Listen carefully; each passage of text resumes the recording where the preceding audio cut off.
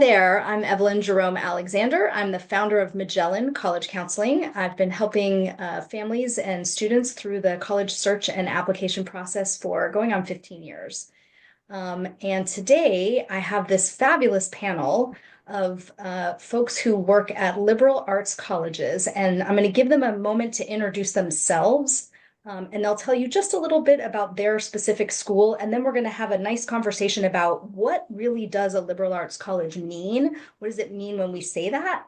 And at the end, I'll give them a couple more minutes to give you some highlights of what's going on at their individual colleges. So Christine, why don't we start with you, and then we'll go to Jay, and then we'll go to Veronica, and tell us who you are, and tell us a little bit about Southwestern. Absolutely. Good evening, everyone, or good day. My name is Christine Bowman. I serve as the Assistant Vice President of Admission at Southwestern University. We are recognized as a National Liberal Arts College and are one of the 44 colleges that change lives. We are located in Georgetown, Texas, which is right outside of the amazing city of Austin. And so we balance a residential liberal arts experience with the opportunities of a big city. And I look forward to sharing a little more about Southwestern with you as we progress through the evening. And I will just say before Jay goes that I visited all three of their schools. So I will drop in my little snippets here and there. The one thing I will tell you is so incredibly memorable about Southwestern is they call it paideia, which is the Greek word for basically interdisciplinary learning. And they really focus on helping students see the connections between the different subjects that they're studying. So, and I have sent students actually to all three of these schools. And that was, to me, the one thing that was very striking about Southwestern when I was visiting. All right, Thank Jay, you, let's Evelyn, hear for about. sharing that. Thank you. Let's hear about Wheaton from Jay. Hello, good evening, welcome. My name is Jason LaPerriere, and I'm representing Wheaton College in Massachusetts. I'm a Senior Associate Director of Admission. I have worked in the college admission field for close to 20 years and spent close to 10 years of that time here at Wheaton. We're a small liberal arts and sciences college located in the suburbs of Boston, right between Boston and Providence. Operate under an open curriculum. I'm excited to be here with you this evening. Yep. An open curriculum is a really interesting term that we should definitely explore. And I will tell you the memorable things that I love about Wheaton. First of all, your science building is stupendous. And I thought when I toured, the two striking things to me. Number one, your business program is very strong, and I thought that was awesome. And I also thought it was a very artistic place. That's definitely something that we can talk about a little bit. So I'm going to throw it over to Veronica from Whitman College. Okay, hello everyone. Thank you so much for joining us tonight or in the morning, wherever you're tuning in from. I'm Veronica Ortiz. I'm a Senior Associate Director of Admission for Whitman College. And I've been in the Pacific Northwest for the last 10 years. Prior to that, I was in Southern California in the Claremont colleges. At the last 10 years, I've done international recruitment and enrollment. And Whitman College is located in Walla Walla, Washington, which is on the West Coast in the Pacific Northwest. We are a residential liberal arts college, and our location is pretty cool in that you can be in Oregon in 5 minutes and Idaho in 40 minutes. So we're actually on the eastern side of the state where it's sunny most of the year. So that's us. And Evelyn, I look forward to hearing what you have to say about Whitman. Well, I appreciate that you said that it's sunny, because when I talk to my students about Washington, they just think Seattle. Like, everyone thinks that all of Washington looks like Seattle. They don't know that there's the Cascade Mountains right in the middle. And I'll tell you what I loved. First of all, Whitman is the sweetest, cutest little college town in Walla Walla. It's just the cutest thing ever. And the town was very cute. We went into town and we had a meal and we went souvenir shopping. And I will tell you, the memorable part was after I got home, the admission office sent me a box of Walla Walla onions. So I highly recommend that you go visit Whitman College because they have a parting gift for you.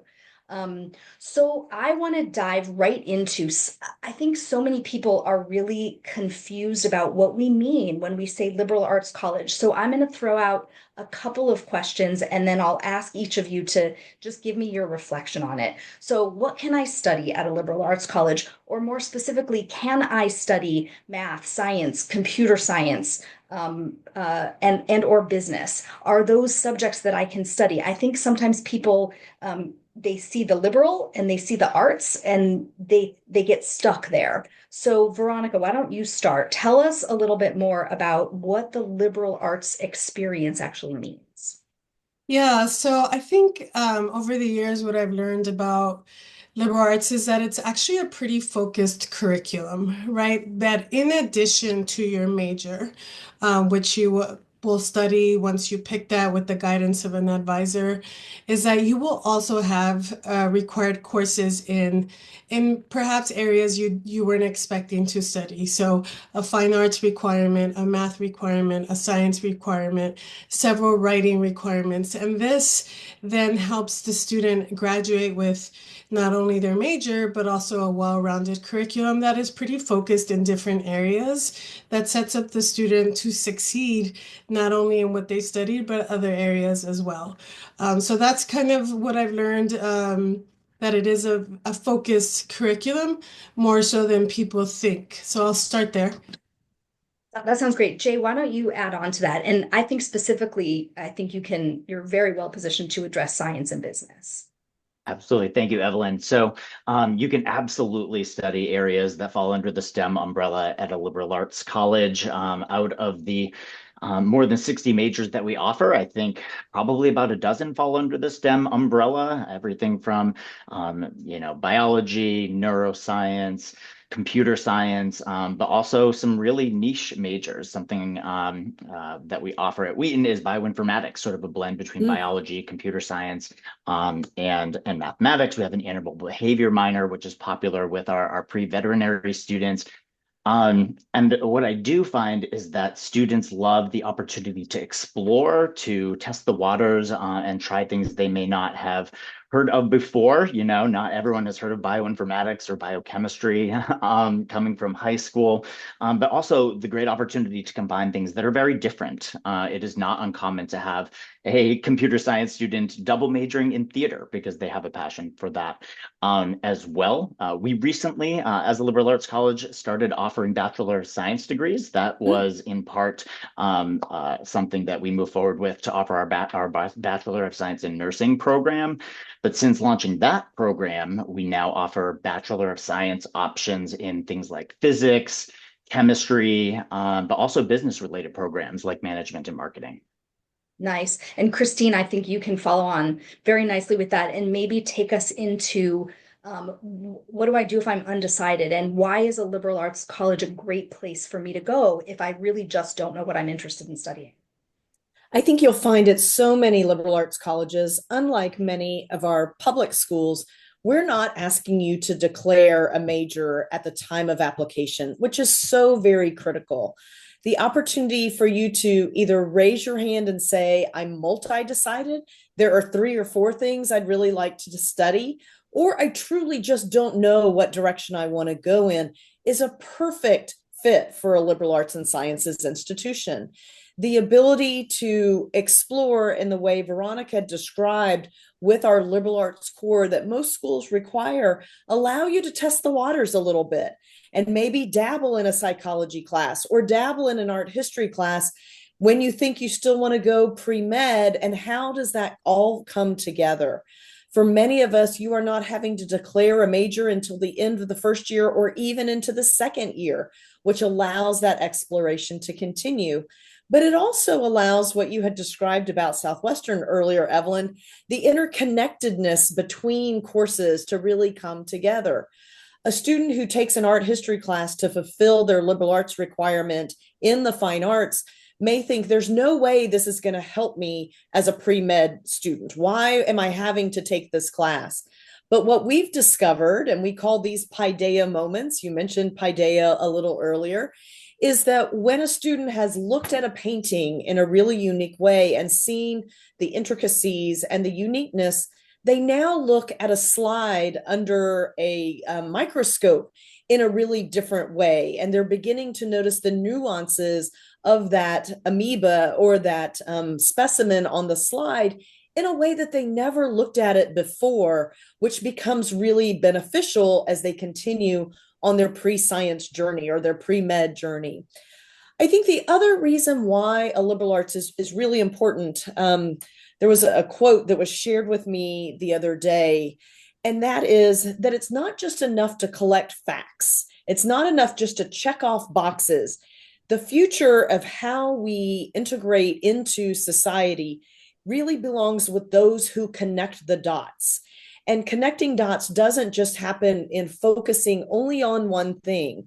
It's understanding that interdisciplinary approach that you talked about Southwestern, but really, quite honestly, all of us do, to make sure that the biologist understands the impact of economics in the history, in the medical world, or the historian understands the impact of the arts, and the art history major maybe understands the impact of anthropology. So all of these things really are woven together, and through our various colleges and many other liberal arts colleges like us, you begin to make those interdisciplinary and interwoven connections, which are so very valuable when we get out into the real world. Yeah. Jay, you mentioned the open curriculum. Tell us what you exactly mean by that. Great question. So in the rich liberal arts history, Wheaton historically had a very structured general education curriculum, a set of core requirements that all of our students had to take. What most folks are used to, a number of foreign language, a number from certain groupings of disciplines, and students saw about 30% of their ultimately their course credits at graduation coming from that core curriculum. We moved away from that model a number of years ago toward what we call our Compass curriculum, which removed the structure, but what we kept in place is strong advising. We moved away from a structure where we told students a certain number of courses they had to take in certain areas outside their major. But the idea is that they are regularly meeting with an advisor that's going to help them think about, what knowledge base do they want to expand outside of their major? What skills do they want to work on? So maybe the computer science student who is not interested in pursuing a foreign language beyond high school, we'll tell them that's okay. But if you like foreign language, we offer 10, and let's talk about which ones you might be interested in. It really ensures that students are going to be excited about every single class that they take, that they'll find value in every single class that they take, and not just feel like they are ticking off boxes to make their way toward graduation. And I think it is a unique kind of curriculum that functions well at a small place where students have the support to make well-informed decisions. So, okay, that's really helpful. So some schools have what they would call a core curriculum or general ed requirements. Some schools have what they might call distribution requirements. I remember doing exactly what you just said. I took one math class and one science class, and woohoo, I was done. And I didn't care what classes they were, and I don't remember anything from them. But I want to pick up on the advising thing that you started with. So Veronica, can you walk us through how is advising different at a liberal arts college versus, a larger, maybe research university? Yeah, before I answer that, Evelyn, I do, because Christine mentioned medical school and pre-med, and Jay is here. When I was selecting a doctor for myself, and I was looking at their credentials, I landed on a doctor from Wheaton because I knew that it was a CTC, it had been a CTCL. I knew it was a liberal arts college, and I knew my doctor would be able to troubleshoot if I had other issues, and would be very creative about my healthcare. And she's been wonderful, had been wonderful, and then eventually she was so good she got picked up by a bigger job. But I loved her, and I'm sure she's doing extremely well. But okay, that's a side note there. I just had to share that.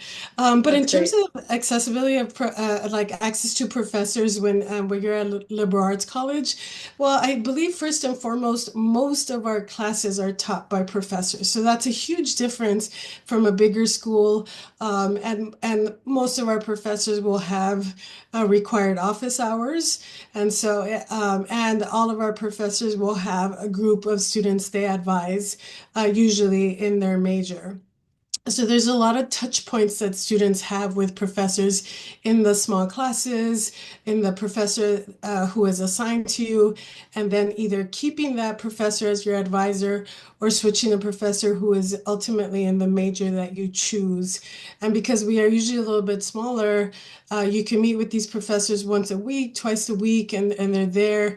Part of their work is to meet with students and getting to know professors is super valuable in so many ways, in that they guide you through your classes, but eventually will help you they'll write a letter of recommendation that's very specific to you and will help the student a whole lot when they are applying to a graduate school compared to somebody who's at a bigger school, and probably that professor wouldn't know that student as well as they know them at small places. And then for Whitman specifically, because we are in a small town, we are able to see professors in spaces like the dog park or the local park or the grocery store.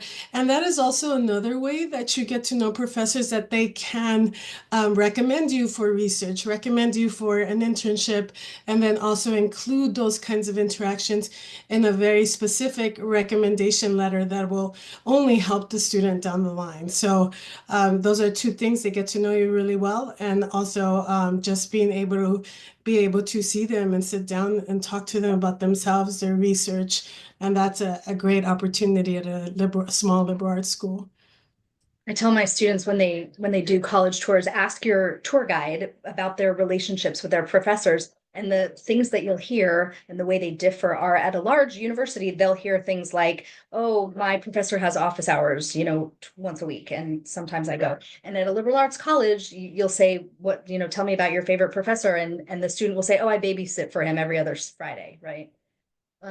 Christine, can you pick up on Veronica kind of got us started on the graduate outcomes? And I think people sometimes think, gosh, I hope you guys can't hear, my dog's literally howling in the other room.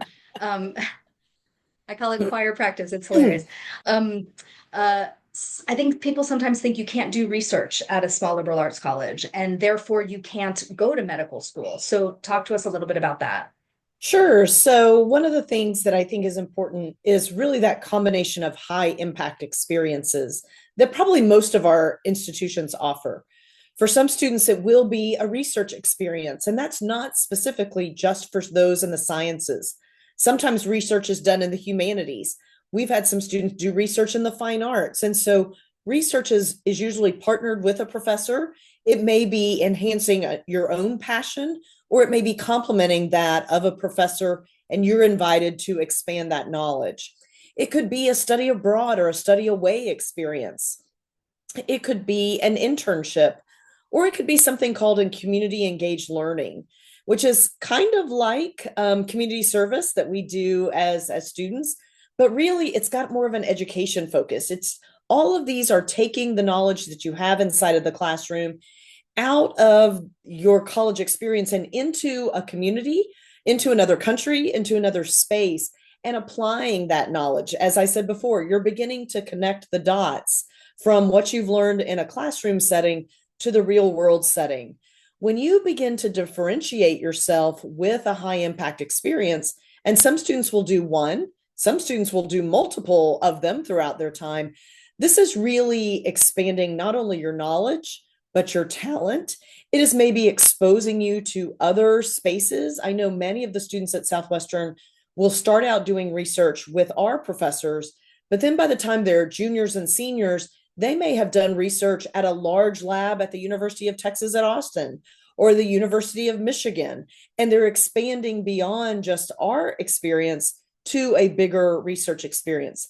Those also open the doors for graduate and professional school connections along the way. Those internships can open the doors to future job opportunities. Or many of these may expose you to something that sometimes is really surprising. the realization that what you thought you wanted to do is not what you want to do for the rest of your life. And then it's back into conversations with advisors, conversations with our career and professional development areas on how do we pivot? How do we take these knowledge bases and then turn them into something that maybe is more in line with what we do? So it is important to acknowledge that all of these things are amazing. Many times they take us forward, but sometimes they take us sideways into a new path, into a space that we didn't know we were going to be passionate about. But because we had that not so fantastic experience, it opened the door to something else, as the Love Boat says, exciting and new. A great way to really go out and find that new passion.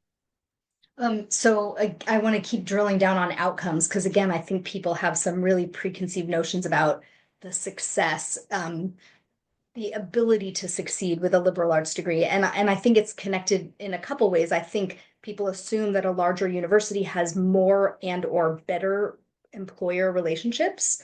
And then there's the old tried and true, what job can I get with a philosophy major? So Jay, do you want to pick up on either one of those threads?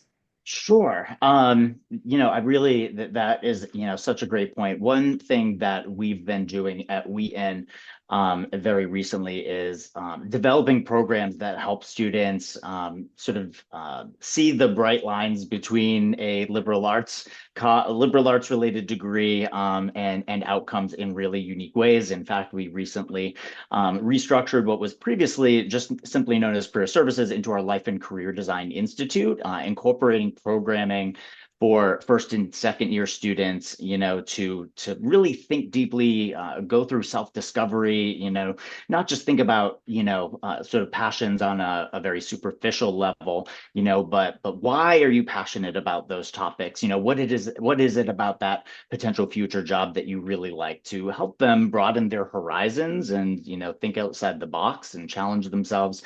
So it's really a programming using design thinking to think about what internship experiences do I want to have, what kind of work or research experience would I ultimately thrive in.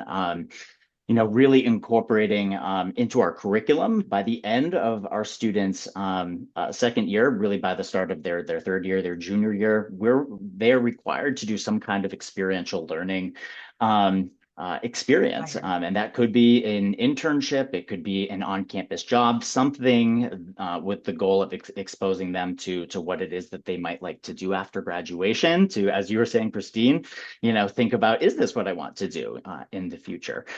So I think a lot of programming outside of just the classroom experience to get students thinking about get students thinking about what they want to get out of their college experience and drawing those bright lines between liberal arts degrees and strong outcomes afterwards. It's funny I'm dropping a link in the chat. So this is a link that we reference when we give our parent presentations. The Gallup organization did a study of what makes a college experience impactful. And there were basically six pieces of the college experience that made it work so well. And 3 of them have to do with the support they get on campus, and 3 of them have to do with the experiential learning that they have on campus. And so what you just touched on kind of makes the point that the liberal arts environment really supports all of those from all directions. I wanted to ask Veronica, because one of the things I remember about Whitman is your residential quad is like everybody lives in one big old circle, and like the library's right there, right? And then the tennis courts are right there. So everybody is connected and seeing each other on a regular basis. So again, trying to show how that liberal arts residential experience is really different than what you might experience at a larger research university. Yeah, so actually I'm glad you brought that up, because the friends that you meet when you live in the community and then also are in class with. So for example, we have a first year experience where that one of the classes you take in the first semester of your first year is usually with 12 students. who you actually also live with, so that whatever conversations start in the classroom can continue in the evening, and so that you also have support from those students. But the networks that you are building in the residence halls, in that proximity to the library, having those conversations in the evenings, those networks are going to help students go to grad school. They're going to help students find a job. They're going to help students find an internship or research. You're very connected to each other in a way that lasts for years. So like I went to undergrad and I had a group of friends that even to this day, 25 years later, I'm still talking to and can still call on if I ever need legal advice, if I need investment advice, or any kind of advice in different sectors. They're from people who I went to school with, who I partied with when I was in undergrad in the residence halls. So that has been very helpful, that network there. And so that's really, really important, and something we actually don't talk too much about. And like my sister, who did go to a research institution, she doesn't have that. And so I still have those friendships and those networks. So that's a big deal with the residence halls. It's also really fun. It's also a great way for students to grow and realize like where their strengths are and their independence, and then just help them down the line. Be great at work or grad school, whatever it is they end up doing. I do want to say something real quick about philosophy majors since you brought it up. I just learned that they are some of the highest paid majors, especially in today's day and age, because, for example, when you have artificial intelligence, you really cannot move it forward without the ethics behind it. And there's so many things that we're doing now that needs ethics. And so those are really actually highly paid positions. So I know philosophy doesn't seem like that would be a major that would do that, but indeed that is something that has turned out to be quite lucrative for some students, at least for Whitman grads. So wanted to say that. That's a great point, and I don't have the link. I'll post it when I post the video. But another link that we use in our presentations is that employers aren't really super concerned about what major you were, right? What they care about is what skills you have. So Christine, why don't you talk a little bit about your college and career center and again the liberal arts environment and how that hands-on advising is really giving students the skills that employers are demanding today. Absolutely. I think one of the things that I'm proud of is that our Career and Professional Development Center has been nationally ranked by Princeton Review, not only in the state of Texas, but we have been in the top 5 in the nation. And I think it parallels some of the things that Jason highlighted about Wheaton. And so it's not distinctive that it's only happening on our school. Career and Professional Development Centers are wanting to support our liberal arts grads to stand out, to be different, and to be recognizable. And it does start much earlier. They are speaking in that first year seminar class, similar to what Veronica just described. And you're thinking, man, I just got here and you're already talking about the end? Like, why is this happening so quickly?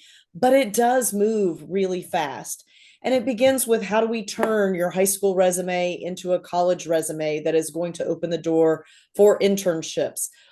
Maybe for that undecided, it is that personality test to help them to discover, are they wanting to do something individually? Maybe they're wanting to be an accountant that works in a cubicle and really just hones in on projects. Or are they super gregarious and working with people is the route they need to go? And so we channel them into a different sort of accounting where they're going to be on site and working with individuals throughout their tenure. Maybe to parallel Veronica, when she mentioned philosophy majors, I had a classmate at Southwestern who went to become a spinal surgeon. So he went that quote unquote pre-med route. But he also said, I'm going to study science every day for the rest of my life. And he was a philosophy English double major, took all of his selectives in the sciences to help prepare him for medical school, and then went on that very successful journey. And so it again begins to beg the question, and I think our career and professional development centers ask this of our students when they go and visit, what brings you joy? Where will your best learning occur? how do you begin to see your vision of your college career, and how can we help you then turn that into something in the future? We are proud as liberal arts folks to prepare you for the jobs that don't exist yet, because we're going to teach you to think creatively, to collaborate, to write, to communicate, to problem solve. And that is refined when you go into our centers for career and professional development, because we want you to be on the forefront of that changing environment. Jason, you said something, bioinformatics, I think was the term you used. Who knew how important that would be? But also something as simple in our world now didn't exist 20 years ago, and that's a social media manager. Can you imagine a Fortune 500 company that doesn't have a social media manager these days? But that's not necessarily always a major. It's a combination of communication studies and marketing and business. How do we pull those things together to allow you to present in creative and unique ways? So with that partnership, with advising, with mentorship, with the opportunities for high impact experiences, you see how rich this experience becomes. And it helps you to then go out and shape the world around us. I'm a big person that utilizes quotes from people. And so the other one that I really like to hone in on is Mark Cuban. Mark Cuban, for some people, was the owner of the Dallas Mavericks. For other people, he's on Shark Tank. But you can see the multi-dimensional element of Mark Cuban as a businessman. And he has talked about how he doesn't want to just hire engineers or computer scientists anymore. He says, those people are great and they have good skills, but I need thinkers. I need problem solvers. I need doers.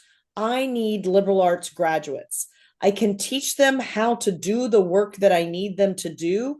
I can teach them how to read the manual and to make the widget. But when something goes wrong, I need a problem solver. I need someone to prepare for the next round of widgets, the better widget. And that's what liberal arts really does. And so it starts in our first year seminar classes that Veronica highlighted. It goes into our high impact experiences and advising that we've highlighted. And it goes throughout that experience throughout our CCPD areas. And finally, I'll highlight that many of our career and professional development centers are so malleable that they're not just going to work with you while you're at school, but they're committed to working with you beyond school. So let's say you do decide to teach for 5 or 6 years, and then you want to make a hard left turn and you want to become the person that creates education technology because that is so important. Great. How do we refine your resume? How do we utilize your skills and what you've done in the last 5 or 10 years to make you a viable ed tech specialist? You go back to who loves you in your career and professional development center, and they're going to set you up for that next round, for that job that didn't exist, for that new space that you want to enter into. I love that. I hope you gave Mark Cuban an honorary degree. That was perfect. Veronica, let's bust one more myth. And then what we'll do is we'll go around and each of these guys, I have some slides and I'll let them tell you a little bit more about their individual schools. But Veronica, I think a lot of people think that liberal arts colleges don't have sports teams. They don't have school spirit. And I'm going to be bored and I won't get to see my team on TV. Okay, that might be true, but you could probably take down the first part of what I just said. Yes, okay, that's really interesting. So Whitman has 15 varsity sports. We have club sports. We also have intramural sports, and we also have over 100 clubs and activities, and I'm sure my colleagues here do as well. And so our students are actually always very busy, and they're either playing ultimate frisbee or if they're not playing sports or being involved in a play or a music performance, they're also attending these events. So like our basketball team just became almost champions. And so those games are very well attended, a lot of school spirit there too. But one thing I do want to say is that our schools have access to schools that have Division I sports or big events that students can attend and then come back to our schools if the student wanted to do that. I remember when I was an undergrad in my small liberal arts college, we went over to UCLA to a football game, and I think we overall had a good time, but then we're so excited to get back to our campus where we knew our friends and we weren't going to get lost and it was safe. And so it was just a pretty great experience to be able to come back to our campus and be with our community. So our students are having a good time, and they're keeping very busy in all areas. And I think Jay and Christine could probably say the same about their campuses. And I would just throw in, I had a student go to Southwestern a number of years ago, and she had been a dancer in high school. And when she got to Southwestern, she tried out for the diving team. She'd never dived before, but she was kind of a gymnast, right? She knew dance. And so, Division III sports gives you a lot more flexibility in exploring, just like you explore academically, you can also explore athletically. Yeah, Did you want to Whitman add to has that, a Christine? ski class that you get credit Nice. for. Nice. Every Friday, students are learning to ski and getting class credit for it. And I mean, obviously, we believe this exercises the mind, and Mhm. also students from places where they would never ski have an experience that's super unique that later down the line may kind of help them uh, build connections or meet a new group of people. So just wanted to say that. Absolutely. Yeah. Did you want to add to that, Christine? Yeah, I was just going to say all the things that Veronica mentioned, whether that's performing in the orchestra, playing on a field, or being involved in an organization. This is the complement to the academic side. It's the Yep. leadership, it's the teamwork, it is the problem solving. You're down by 2 goals and there's 2 minutes left. How do you work together as a unit to overcome this deficit? And so I think for some people, they think, oh, I can only go D1. There are actually more D3 athletes than there are D1 athletes. You've seen those commercials that say, all of us go pro and something beyond our sport. And that's very Mm. true at the Division III level. And for many of the students, it's not about the notoriety. It's not about being on television on a Friday or Saturday. It is about the love of the game and the ability to play for 4 more years. And that translates over into the arts as well. It translates into student organizations.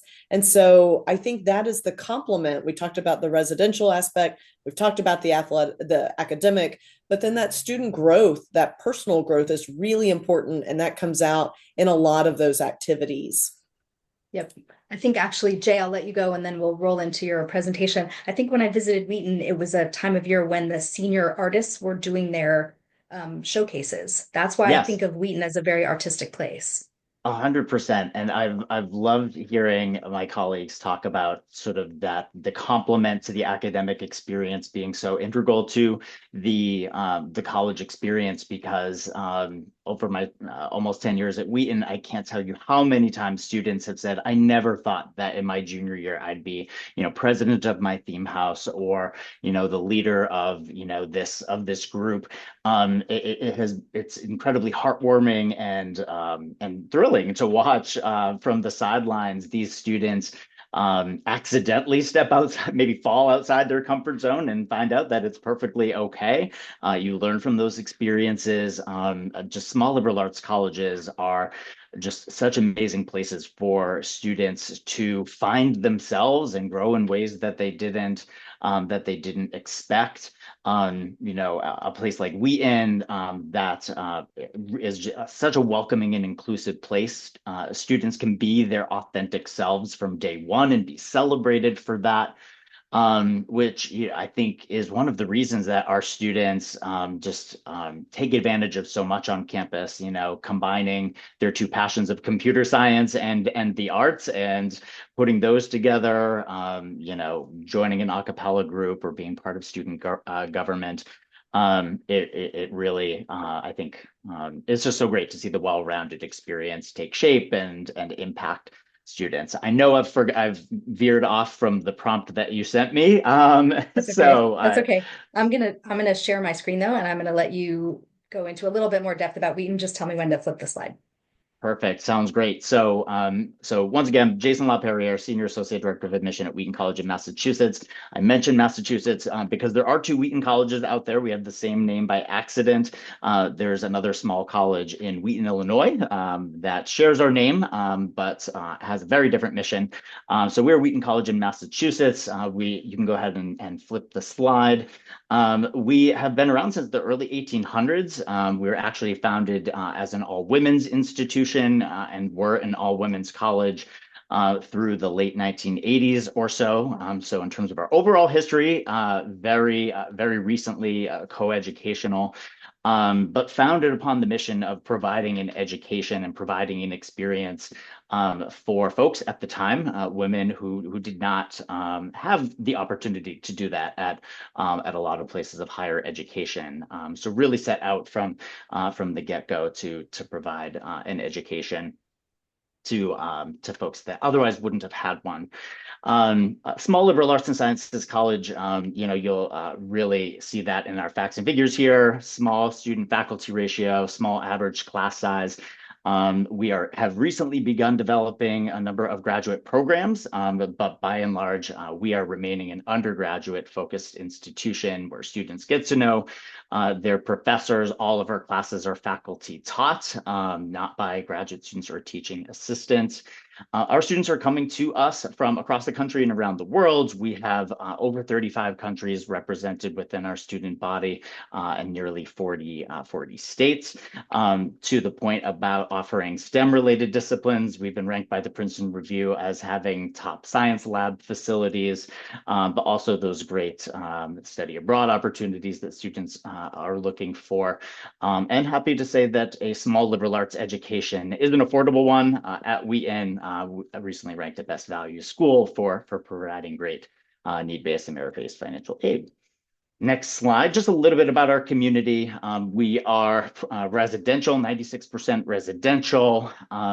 We have a really unique theme house program that is popular with our students that allows students to live together with a shared identity or passion or interest. And the goal is that students are putting on programming for the entire campus community. So the Outdoors House plans popular trekking and ski trips. And the goal is that they're not just doing that isolated as a group of housemates, but putting on programming for the entire student body. 26 NCAA Division III athletic programs with some unique options. We offer artistic swimming, recently launched men's and women's fencing program, men's and women's water polo, just to name a few recent additions. And we're beautifully situated right between Boston and Providence. Safe, residential campus, but about 12 minutes away from a train station that connects two major cities. Really gives students the best of both worlds. And just some snapshots of where our students are coming from, about 75% from New England states, but about 25% of our students coming from outside New England and from international locations around the world. Next slide, maybe a little bit small, but just a snapshot of the academic programs that we offer. Our top 3 programs in recent years have been business, biology, and psychology. Just in those top 3, you can see the breadth of opportunities. Nursing very quickly becoming one of our most popular programs, but also popular options in things like political science, film and new media, just to name a few. So I will pause there. So, Christine, I hope I kept your slides in the right order. You are great. I will make it work. So as I mentioned before, Southwestern is a residential liberal arts and sciences located in the heart of the Texas Hill Country. We are 30 miles from Austin. We are about 3 hours from Dallas, 3 hours from Houston, and an hour and a half from San Antonio.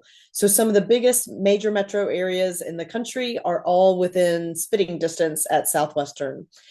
We are 1,500 students, all undergraduate, and we're very proud of that tradition. Yet one of the things that we are beginning to do is create some of those pathways for transition from the undergraduate experience into graduate and professional school. A new pathway with Baylor for nursing, a new pathway with mechanical engineering with Texas Tech, and several business pathways with the Mays Business School at Texas A&M. And so, and then finally, an accounting program pathway with Rice. Those are all opening doors to one-year master's programs after graduating from Southwestern. So we're still keeping that essence of who we are as a liberal arts tradition, but also forging the way for smooth transitions beyond graduations.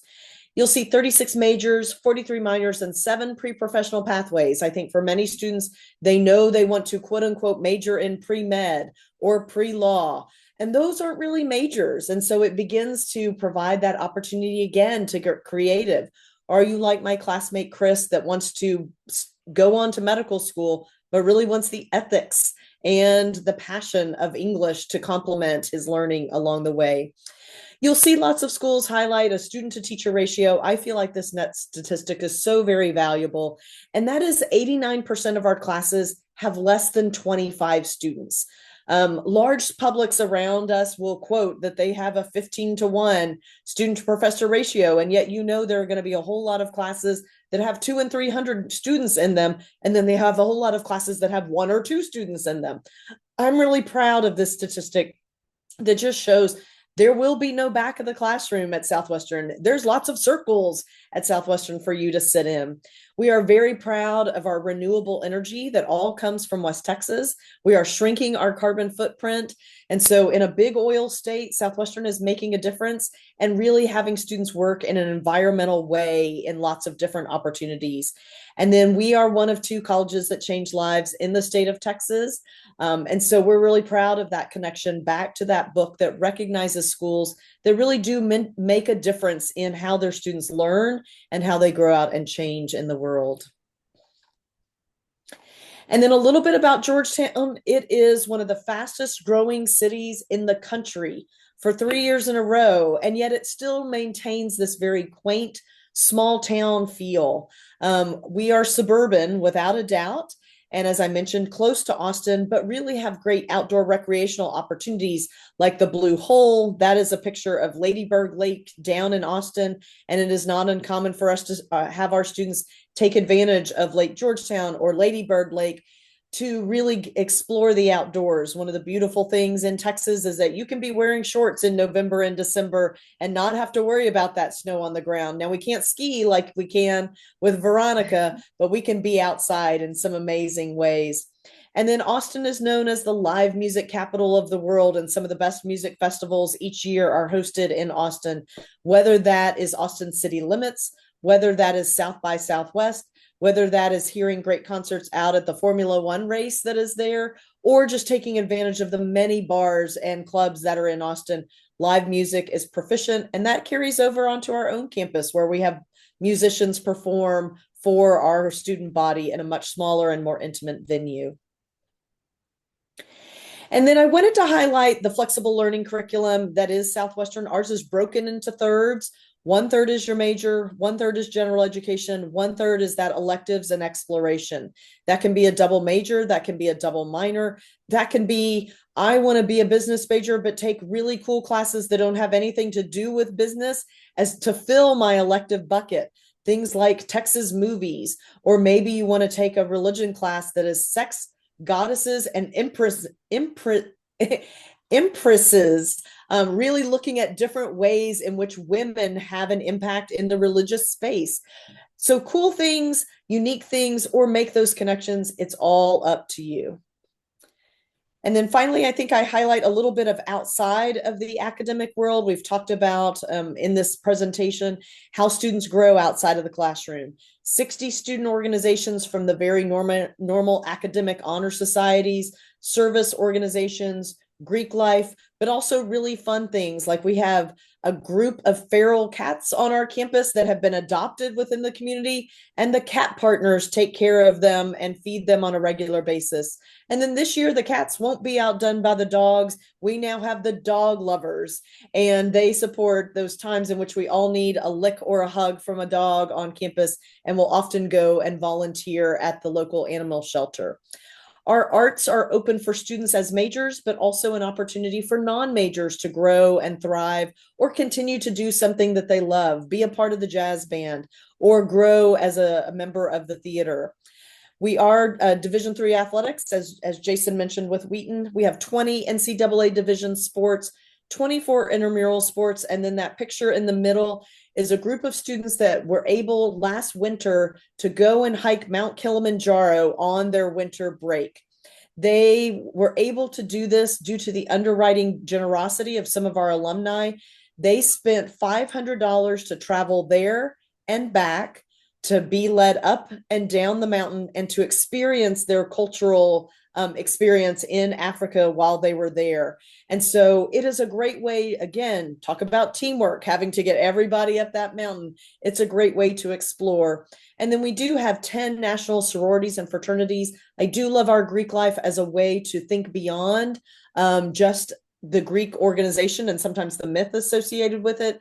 These are really smart men and women that are making connections and are supporting students even into their alumni years. And I think I have one more maybe. And that was just to highlight a little bit of our outcomes. You see some medical, law, and graduate programs that our students are attending, some employers that our students are working for once they graduate. We are very proud of the class of 2023. All of those students were accepted into medical school, which is 3 times the national average. But also, and I think probably all of our schools can highlight that secondary statistic, our students are not, there's that concern that what do you do with a liberal arts degree in general? We talked about philosophy. Our students are not going home and sleeping on your couches. They are not unemployed. And within 10 months, 95% of the students were either gainfully employed or in graduate or professional school. And I imagine my colleagues would share a very similar statistic as well. And so southwestern.edu, very simple. We'd love to have students come and visit and explore us and let us know how we can support you. Fabulous. Thank you so much, Christine. And last but not least, Veronica is going to tell us about Whitman College. Yes, first I want to say I love learning about other institutions. It's always really nice to see all the wonderful options students have. It's pretty incredible. So Whitman College is located in Walla Walla, Washington. And there's a little saying out there that says it's a town so nice it was named twice. And mostly it speaks to the community of Walla Walla, how it's pretty open and welcoming. And really everyone is pretty kind and caring to each other. So that is something that you should know. It's also Walla Walla has about 35,000 people, and in the last 3 years, it has experienced quite a bit of a boom because of our location. The Walla Walla area has almost 200 wineries, and I mention them because, well, if you're a wine lover, it's a great place for it. But also for our students, this creates tremendous opportunities in lots of different areas. In the sciences, it allows students to study kind of the biology behind the grapes, the chemistry behind the soil. For our musicians, whenever there's an opening, there's always opportunities for them to play at these venues. Some of them are paid opportunities. It's also a good opportunity for students to put that on their resume and kind of help them down the line. It also really helps our artists when they are displaying their artwork. The wineries need to fill the space, and they tap into our students, and they're able to do that. It also creates a lot of jobs for our domestic students. That is something that we can contain in the town of Walla Walla. We get a lot of tourism from Seattle, San Francisco, Spokane. So that is kind of the type of area we are in. Walla Walla, Eastern Washington is a gorgeous part of the United States. So Whitman has one of the most robust outdoor programs out there. We actually give our students a small stipend at the beginning of the year that they use specifically for outdoor programming. So either to rent skis, to rent tents, to rent kayaks. But our outdoor program has about 3 to 5 events a week that students may participate in, from hiking to rowing to whatever, whitewater rafting. So whatever is in the outdoors, this is a great place for students who are into that. We also have one of the biggest rock climbing walls in the Pacific Northwest. So that's a big deal for us. And with our location. We do have all 4 seasons, which is nice and something to experience. I'm from Southern California, and so coming to Walla Walla and experiencing those 4 seasons has been really wonderful because it's like what you think of with Disneyland seasons, right? Like this gorgeous fall, this really nice powdery snow winter where the snow doesn't last too long, and then gorgeous spring with lots of flowers. Our trees are blooming right now. It's really beautiful. And then a hot, dry summer. And also, people will do the outdoors, whether you're into it or not. Eventually, it grows on you, and it's actually a really good experience for your body and mind and your well-being. And then we could go to the next slide. So our student body is about 1,500 students, and we draw mostly from Washington, California, and Idaho, which is our location. But we also draw from New England, the Southwest, and the Southeast. As my colleagues have mentioned, we also have small classes. Our average class is about 17 students. And as our students go into their higher level courses, those classes are a lot smaller. And we have a 9:1 student to faculty ratio. So our students have access to our professors throughout their 4 years, and all of our classes are taught by professors. We also have a pretty big international population. About 16% of our students are from the international sector, and that adds a really nice perspective to our campus. Thankfully, all 50 states are represented now, and about 80 countries are represented with our student body. So there's a lot of discussions, there's a lot of depth and rich interactions in and out of the classroom. So that's something that's really special about Whitman, kind of the students we draw and how they grow throughout their 4 years at Whitman.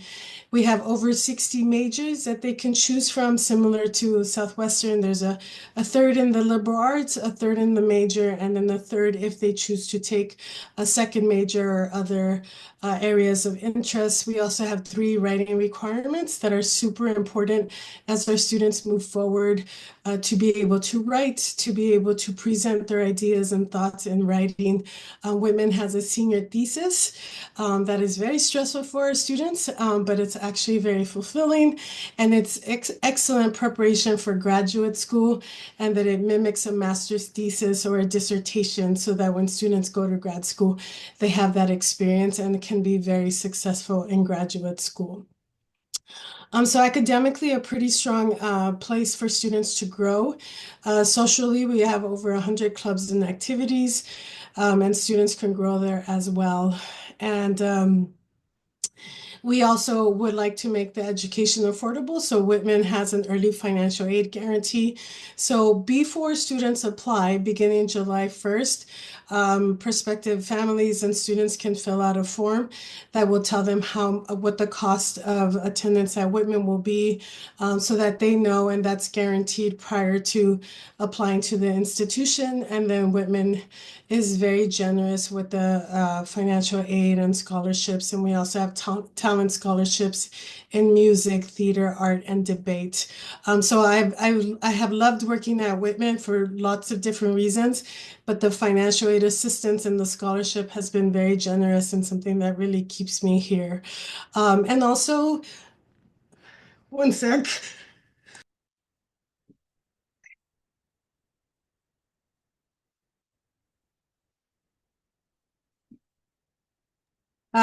Nightmare for presenters, these coughing fits.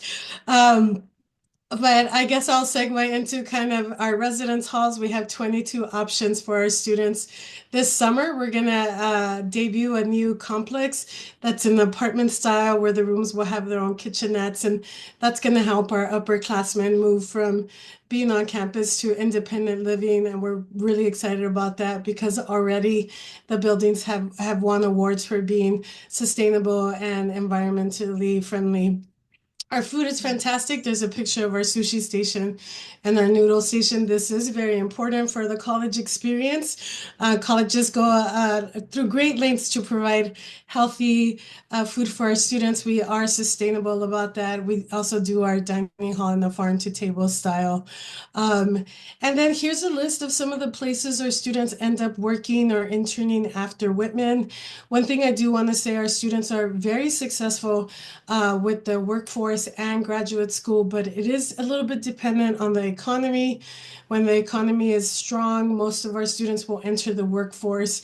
If the economy is faltering, then our students will head off to grad school. And we have career coaches that students have throughout the 4 years. And it's also lifelong, so that students, if they need support with resume or career placement or internship placement, they will have it throughout their time at Whitman and then afterwards. So lots of good things to talk about. I could keep going on, but I know our time is coming to an end. So thank you for that. Thank you. So I think I turned off the share, and I'm going to stop the recording, and we'll ask our live audience if they have any questions. But for those of you watching the playback, thank you so much for joining us. Big thanks to Christine Bowman from Southwestern University, Jay LaPerriere from Wheaton College in Massachusetts, and Veronica Ortiz from Whitman College. And thank you for joining us.